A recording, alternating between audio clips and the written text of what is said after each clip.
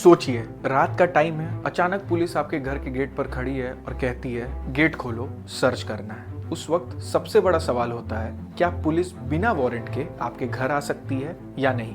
आज हम इसी बात को लॉ के साथ सिंपल भाषा में समझेंगे। इंडियन लॉ के अकॉर्डिंग नॉर्मली पुलिस बिना कोर्ट के वारंट के किसी के घर में एंट्री या सर्च नहीं कर सकती है, क्योंकि घर को एक प्राइवेट स्पेस माना जाता है और सिटीजन की प्राइवेसी प्रोटेक्ट होती है।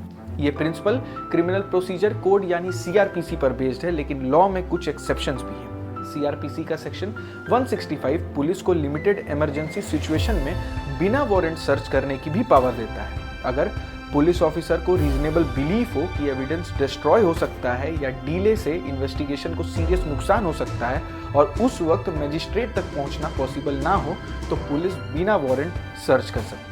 लेकिन ऐसी सिचुएशन में पुलिस को अपना रीजन लिखित में रिकॉर्ड कर रखना जरूरी होता है। अरेस्ट के केस में सीआरपीसी का सेक्शन 41 कहता है कि पुलिस कुछ सीरियस यानी कॉग्निजेबल ऑफेंसेस में बिना वारंट अरेस्ट कर सकती है, लेकिन हर अरेस्ट के बाद में कोर्ट के सामने जस्टिफाई करना पड़ता है। इसलिए यहाँ भी पुलिस की पावर अनलिमिटेड नहीं होती। अब वारंट और नोटिस का सिंपल डिफरेंस समझिए। वारंट एक कोर्ट का रिटन ऑर्डर होता है जो जज या मजिस्ट्रेट इशू करता है और पुलिस को सर्च या अरेस्ट की लीगल परमिशन देता है। वहीं नोटिस पुलिस का एक फॉर्मल बुलावा होता है, इसमें आपसे कोऑपरेशन के लिए थाने आने को कहा जाता है। नोटिस का मतलब अरेस्ट नहीं होता और माइनर केसेस में पहले नोटिस देना सीआरपीसी सेक्शन 41A के स्पिरिट के अकॉर्डेंस में होता है। एक और इम्पोर्टेंट बात स्पेशली वुमेन्स के राइट से जुड़ी हुई ये है कि रात के टाइम महिला के घर में एंट्री के लिए वुमेन पुलिस ऑफिसर का होना और डिग्निटी और प्राइवेसी का पूरा ख्याल रखना बहुत जरूरी होता है। तो कंक्लूजन सिंपल है, लॉ पुलिस को पावर देता है लेकिन क्लियर लिमिट्स के साथ, और वहीं